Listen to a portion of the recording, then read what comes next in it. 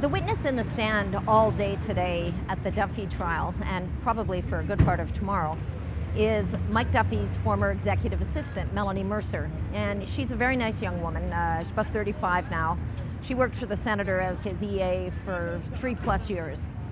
And it's pretty clear, I think, that she still thinks he's a pretty nice guy. She's not at this trial to sink him. She has what lawyers say is no animus against him. She's probably a good witness for him. And yet the impact of her testimony is actually really devastating.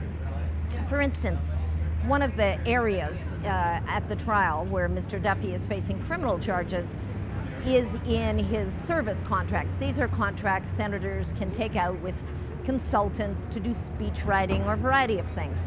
And one of the people he sent a good chunk of his annual budget to was this guy named Gerald Donahue, and a couple of the companies where he worked.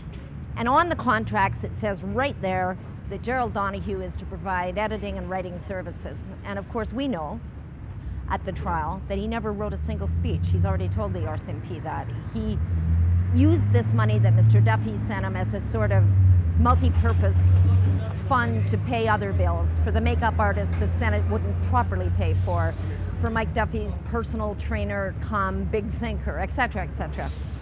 And it turns out that though Melanie Mercer worked for Senator Duffy for 3+ years, she thought that those contracts were real. She didn't know it was a fiction. She thought that Gerald Donahue was writing speeches for Mike Duffy, and of course he wasn't.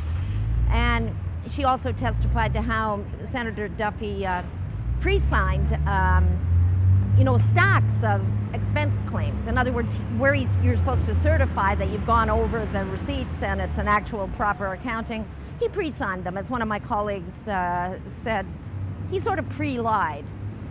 So here's this witness who means no harm to Mike Duffy or to the Senate, and yet I find her testimony really damning.